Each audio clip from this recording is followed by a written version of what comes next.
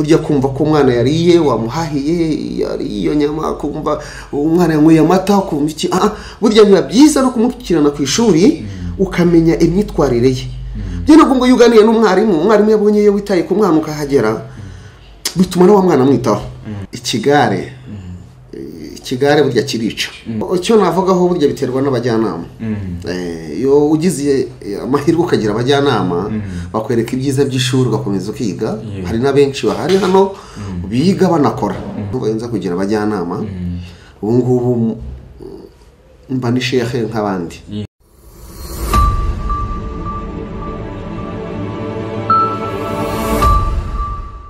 inshuti bakunze b'Icyizere TV online, inshuti zacu twongeye kubasuhuza ngo amahoro y'Imana abane namwe aho muri hose, abadukurikira bari mu bihugu bitandukanye, abari muri Canada, muri bihugu bya SADC, muri Zambia, abari muri Belgique, muri Amerika, mu France, abanyeshuri badukurikira bari Saudi Arabia, abagiye gushakisha imibereho za Dubai, mwese turabashuhuje amahoro y'Imana abane namwe.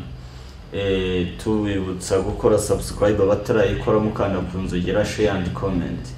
Uyu munsi rero dufite umutumirwa tubona w'umugabo ukeye usa neza, tugiye kuganira ku buzima busanzwe bwa buri munsi ariko hakabamo n'isomo rishobora gufasha societe. Tuguhaye ikaze ku Cyizere TV. Murakoze cyane. Watangira noneho wibwira abadukurikira. murakoze. Assalamu alaikum wa rahmatullahi wa barakatuh. Wa alaikum assalam wa rahmatullahi. Amazina yanjye nitwa Twagirimana Sadi. Aba ndi umugabo ufite imyaka 39. Aba mfite abana 5. Mu buzima bwanjye busanzwe navukiye mu Gacurabwenge. N'ahantu hazwi cyane afite amateka. Nize amashuri abanza ku kigo cya Gatolika, niho narangije primaire. Nyuma yaho rero mu Gacurabwenge. Nyuma yaho byabaye ngombwa yuko nza kwiga i Kigali, niga mu kigo cya Kisilamu cyitwa Institut Islamique, cyari Rwampara hariya.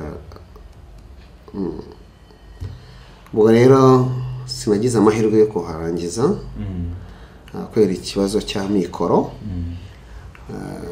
kuko mama aturega turabana 8, urumva ko ubushobozi bwaje kugeraho bwanga, kubera ko twatangiye kwiga Institut Minerval ku gihembwe ari 5,000. Yego. Mu gihe 5,000 rero ko byagiye byiyongera, urumva hari igihe byera ubushobozi bukanga. Biba ngombwa ko ninjira mu kandi kazi gasanzwe by'umwihariko. Nakoze akazi nakoranaga mu Senegal witwaga Fafana marehemu Allah mwishimire. Twaje dukorana nk'umwaka. Icyo gihe hise mbasha kugura ubutaka ikibanza 23. Hari Kiruhura n'umushobora kuba hazi.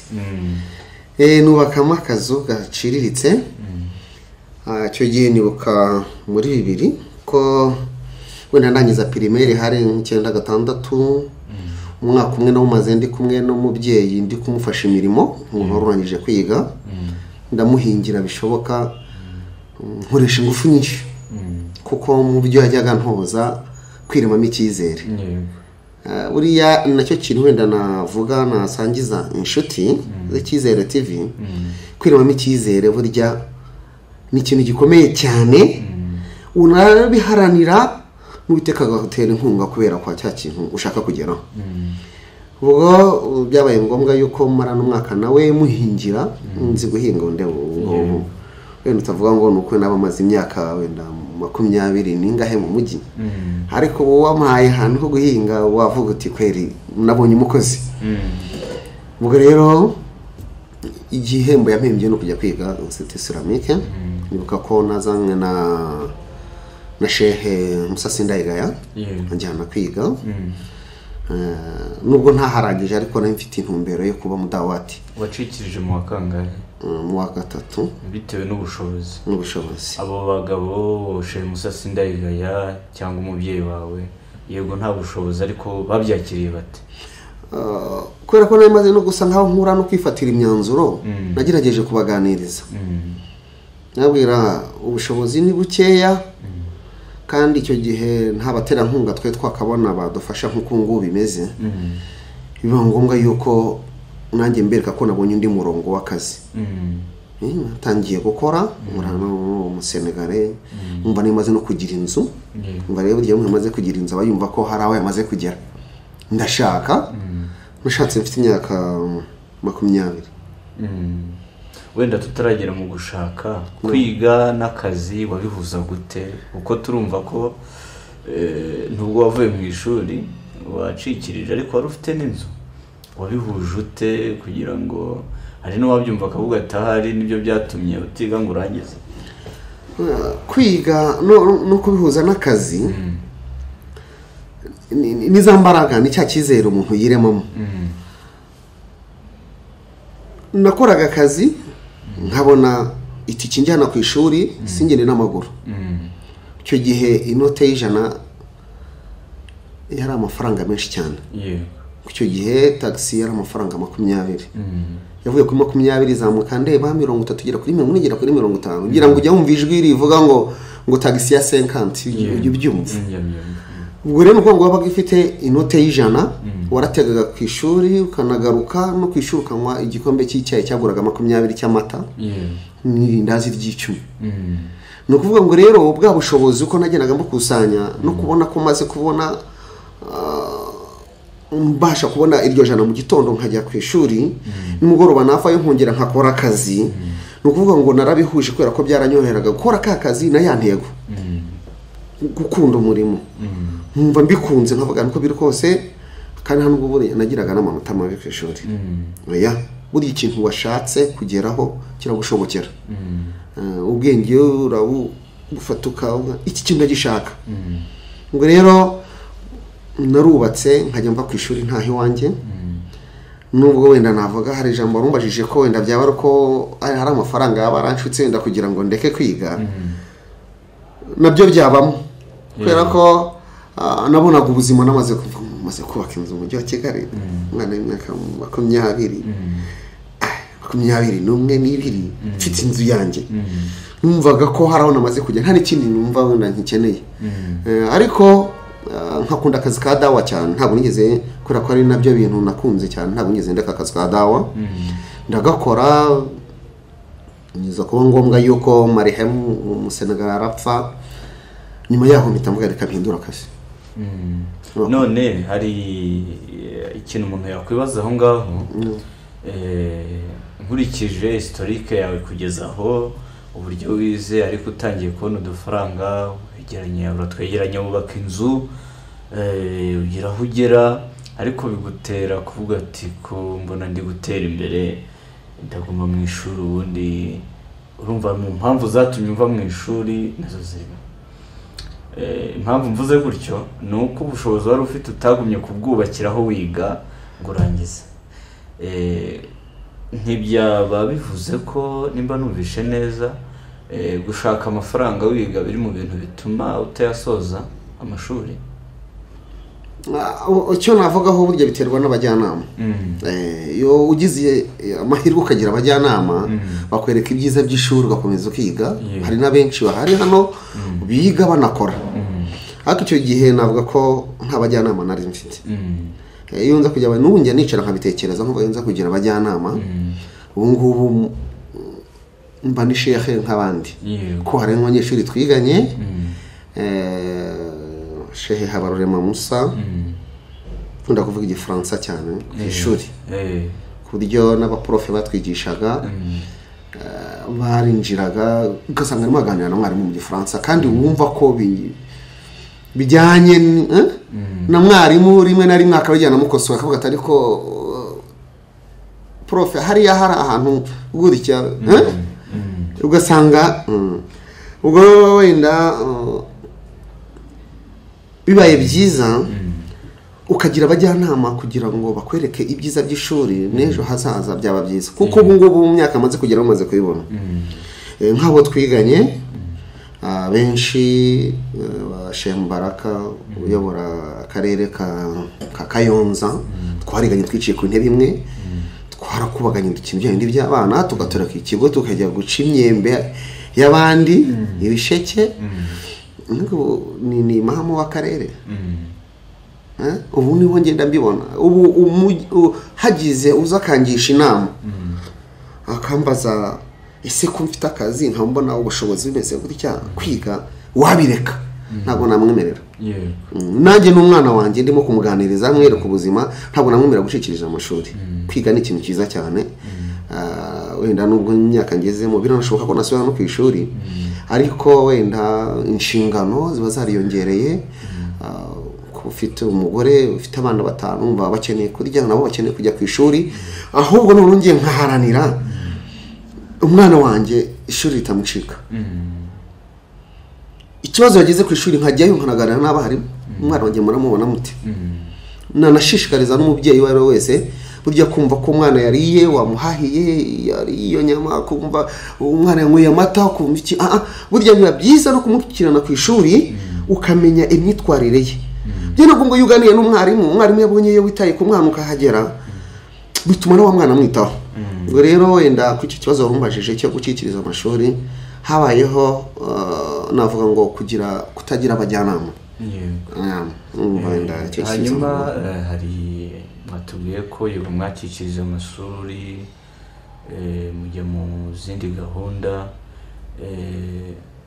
muri make muricuza kuba mutarize ngo murangize ubona kuba waragiye mu yindi domaine y'ubuzima ntukomeze kwiga ibintu ubona watakaje wari kuzageraho ni nk'ibi kuba nitwa shehe kugeza amaginga yangaya nka shehe kanaka byambera ni ikintu ubona watakaje ni ikintu ubona natakaje cyane ko nk'iyo ndebye wenda navuze abo bagabo wenda nka 2 Shehe Musa mvuga Mbaraka hari n'abandi bamuri n'abandi twagiye twigana twicara ku intebe imwe none aha iyo duhuye tukaganira nuba iyi level nanjye nza kuba narize iyi level nanjye mba nyiriho mba mpagaze kuri urwego mba meze gutya ariko hamwe n'ubuzima tugenda tunyuramo niyasi tugenda twiga tumenya ariko ubu ngubu uwaza akangisha inama namugira inama bitewe n'ubuzima nanyuzemo cyo ndumva yenda gisobanutse hari uratubwiye uti natakaje amashuri kubera kutagira abajyanama kandi ndabyicuza n'uwangisha inama sinamugira nk'iyo nahisemo hanyuma uvuye mu mashuri ngo wari ugiye gukora iki navuye mu ishuri ngiye gukora akazi k'imyuga yego bijyanye na mekanike yego kubu tuvugana nkora mekanike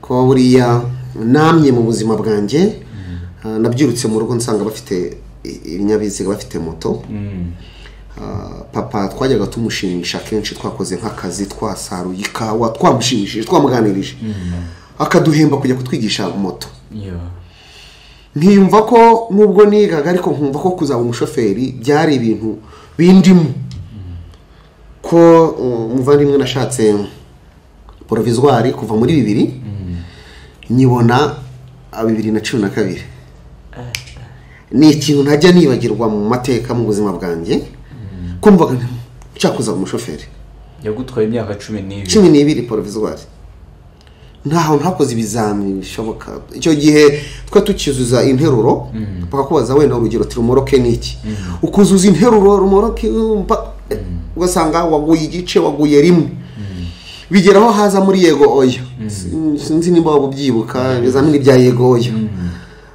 nabwo bikagenda gutyo biranga imyaka 12 provisoire nubwo nayishatse umwaka wa 12 nubwo nayibonye byaterwaga n'iki bwari ubuswa cyari ikihe kibazo cyatumaga hari ikintu nagira inama gukurikirana televiziyo Icyizere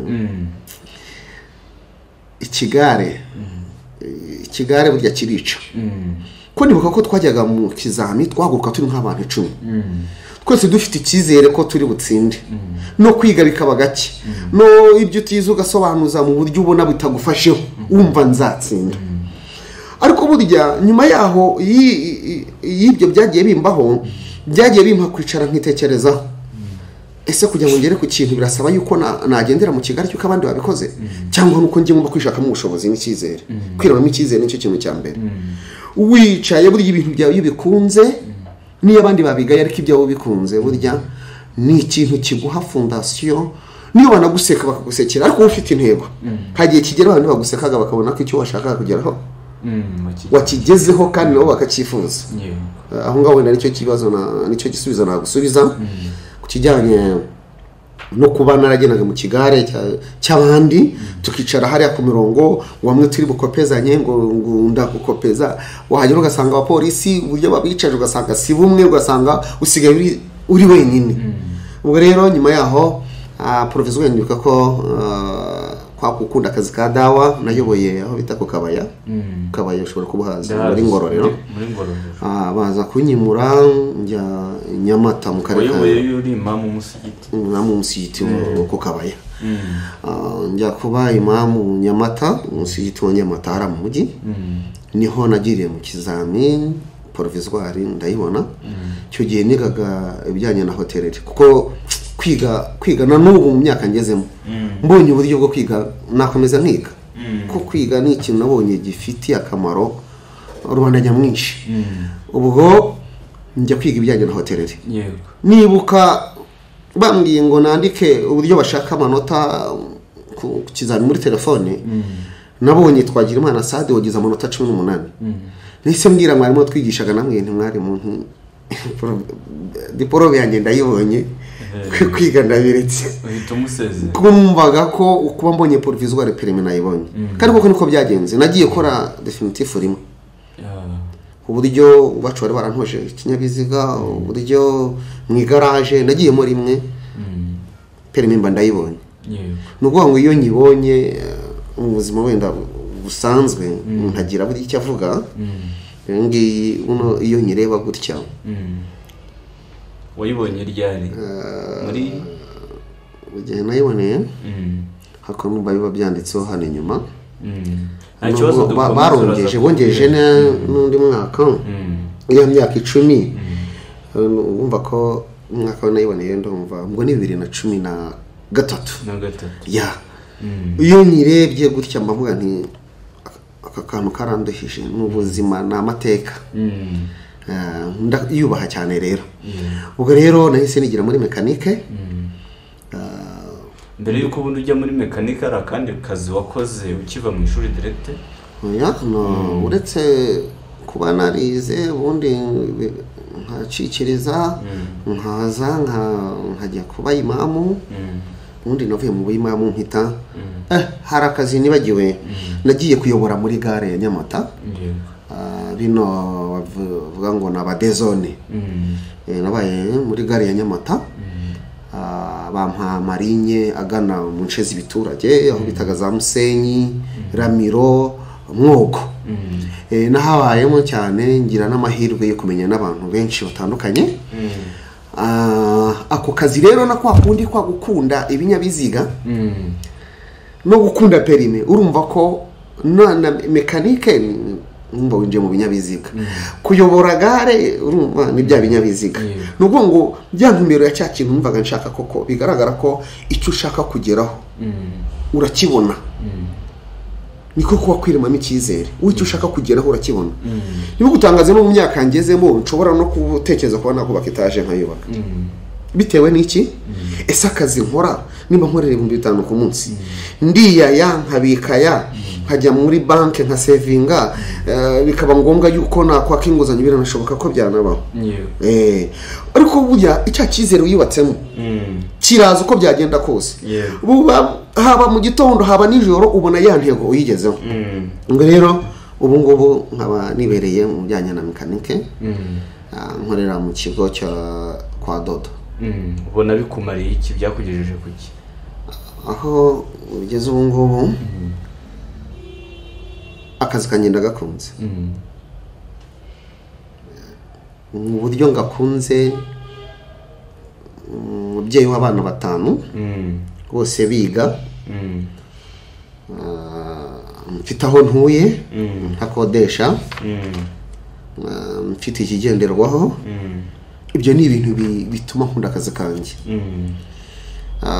ku buryo n'abana banjye uretse ko buryo umwana hari imyaka ageramo akihitiramo ariko nabo njye mbashishikaza mwantise numva murimo mwiga muramutse mwize ibijyanye na mekanika aricyo bya ko ubiterambere ko rigenda riza ejo ko bishobora kuzaba ngombwa ko twebwe dufite mekanike mu mutwe kumva ngo twizibi hari bizagira bajye bakanikisha za computer kandi ko kubona ko birimo kuza iyo urebye nk'ibintu bya speed governor ukareba bya GPS ubu n'uburyo ni machine none se ukeka ko mu myaka ndi kujyamo umwana wanjye yize ibijyanye na mekanike akabazi gukoresha computer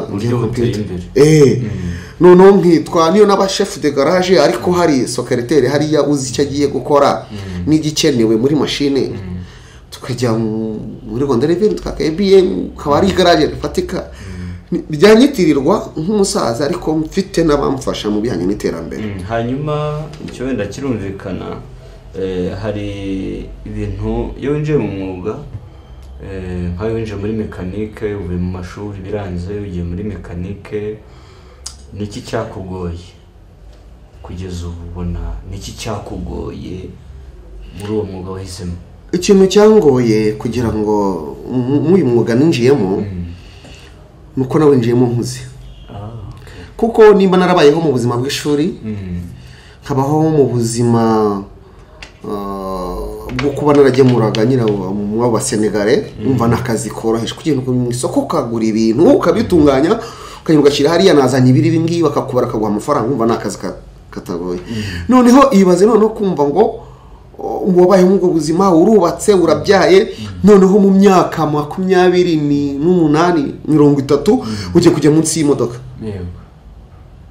uraho usanga abana batoya bamaze kugira icyo bamenya babikuriyemo wakora ibintu bagaseka ukigaya yani ukumvugiza ikimwaro ariko kwera ya ntumbero bwa bushake ko kwirimo icyizere kwa ku icyo nshaka kugeraho avuga oya ntacyo bintwaye nukuvuga ngo rero icyo nicyo cyango isoni kumva ko nakererewe za soni abana banseka kubyiga nkuze ariko kubera bwa bushake nageze ku ntego ku buryo nanjye mfite abana nicisha harimo n'abana bakuru hari nabo tungana bambwira ati hari ahantu wagiye ni heza watweretse umuryango ese nta kuntu twaza twakwegera ubu rero nganiye n'umuntu uri mu kigero cyanjye akambwira ngo nta kuntu naza mukamfasha mpita numva ko ntayobye mpita numva ko kakazi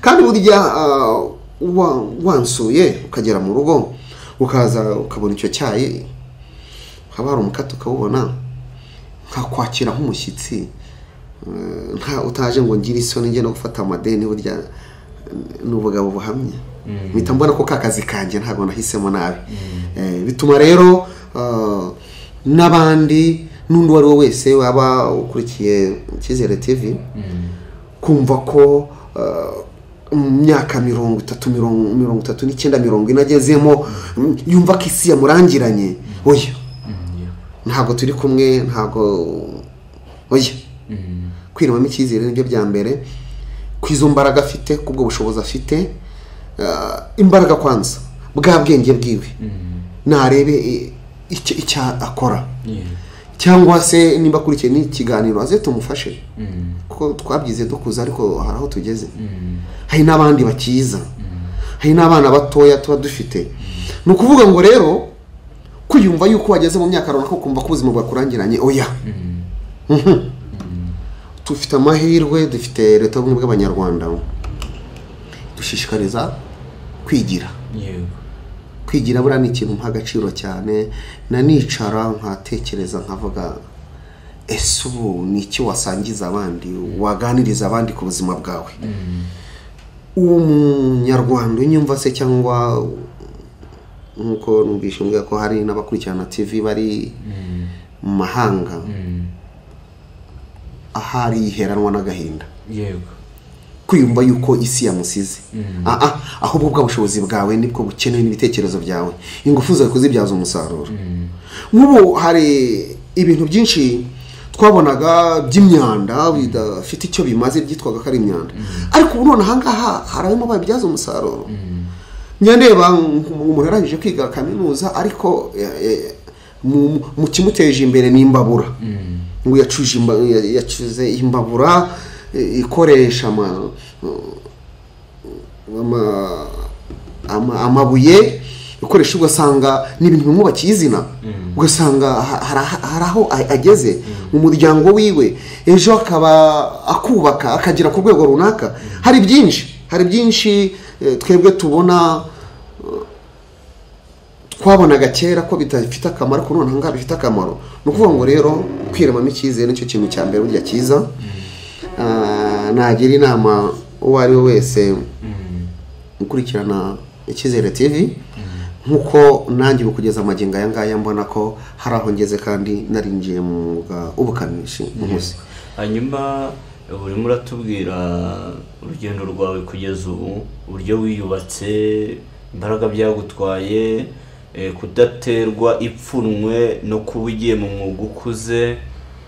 Hari bimwe wagiye uvuga nk'amasomo, ariko hari isomo ry'umwihariko byagusigiye n'irihe? Isomo ry'umwihariko byansigiye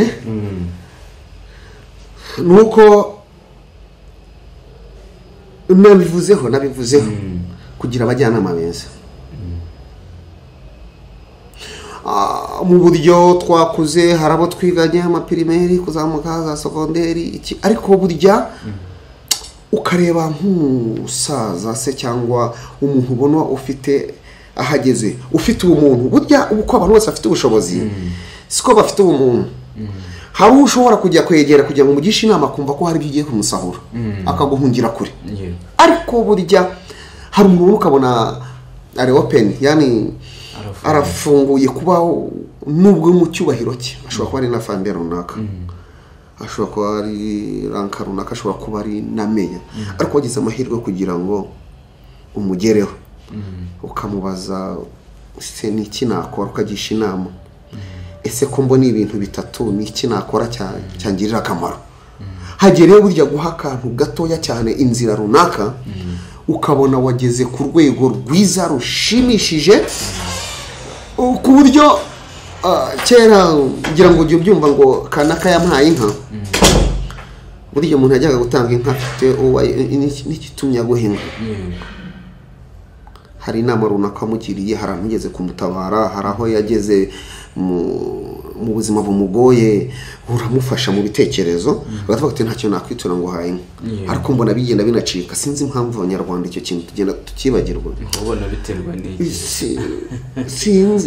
Sinzi ni kwa kutazirikana wakugiriye neza. Kandi burya hari imvugo nanone inyubaka ivuga ngo nugira abantu batatu ngo uzababurishe kabone niyo baguha ivu upfumbatije mu kiganza. Iyo ugiye gusesengura iyo mvugo ubona ko burya abo bantu batatu nta kintu bamaze, ariko umuntu wa mbere uwo muhanga aravuze ngo umuntu utibuka wamugiriye neza. Buriya abanyarwanda bakera kujya gutanga inka bakagabirana nuko yabaga azi neza ya wa muntu ahaye nk'icyo. Icyo kintu icyo cyizere kigenda gicika cyane. Mu abantu rero batatu aravuze ngo umuntu utibuka wamugiriye neza. Arongera avuga ngo wa kabiri umuntu utabika ibanga. Nimba nje nkakuganiza ku buzima bwanjye wenda mu makono nahuye nayo ntumbikira ibanga, ni ikibazo. Uwa gatatu yaravuze ngo umutazi kujera umutungo. Usesagura. Nimba yakoreye bitano akuma ngo mfite imbaraga zanjye ndi umutekinisiye nk'ubu mu buzima dukora mu bukanishi dukora. Ubona ko kugira ngo bakanishi batere imbere biratugora. Kubera iki? Kumva ko mfite ubwenge bwanjye, ubumenyi bwanjye, avuga ngo n'ejo nzongera mbona ndi. Nyamara ejo ntatekereze ko harimo gusaza, akazi gahinduka, uwari umukiro wawe ejo ari bugende, ariko uburyo wa porofise bya 5,000 wabonye ngo ngo reka njye saving aya ngaya ejo nzakora iki. Ugashiduka rero wariye gutyo ukarangira gutyo buriya kujera umutungo biri mu bintu uwo musizi yavuze. Watubwira noneho mu minota nk'itatu kugira ngo dusoze ikintu wangaga kera mu buzima, ikintu wabyirutse wumva wanga n'ikintu wabyirutse wumva ukunda, unatubwire agace k'ubuzima ufata nk'akagutangaje kuri wowe kadasanzwe. Ibyo bintu bitatu nubisoza uduhe inama noneho dusoze. Mu buzima ikintu nanga reka bari cyo mperaho nanga umuntu mbeshya. Kubera iki? Buriya iyo umbeshye icyizere mpita gutakariza kweri bishoboka ko wenda nkurikije n'idini ryacu urabizi ko ntumwe navuze ngo iyakum walikidhibu fikidhibu la haramu wa kanamiza. Nyamuneka mwitandukanye no kubeshya n'icyaha kabone yawe mu gukina. Buriya yumbeshye kabone ni waba uri munyacyubahiro runako kambeshya birambabaza cyane. Icyizere mutagiye gutakariza nta twakongera guhurira, nta n'ikindi kintu wakongera gukora ngo nongere kuhura nawe. Mu bintu nkunda rero cyane nkunda ababyeyi banjye. Muri Islam dutoza ko tugomba gukunda Allah n'intumwa ye, ubundi hakaza ababyeyi. Niko bimeze, ariko umbarije wenda ntabwo mbaje mu by'iyobokamana, mu buzima busanzwe nkunda ababyeyi banjye.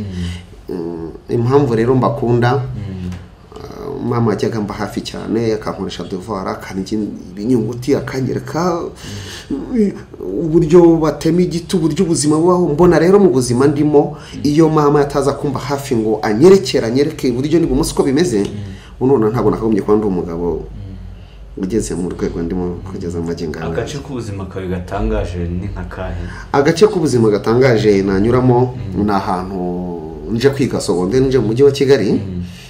Numvaga ko kuba i Kigali bitanshobokera. Mama mbwiye ati kujya i Kigali numvise nko kujya mu ijoro. Nibuka ko Nyabarongo sinari nyize, ariko bavuga ngo dore Nyabarongo hariya, numvaga ari ikintu cyari ikintu gishyashya mu maso yanjye. Narayize muri primaire mu bitabo, ariko numva ari igitangaza.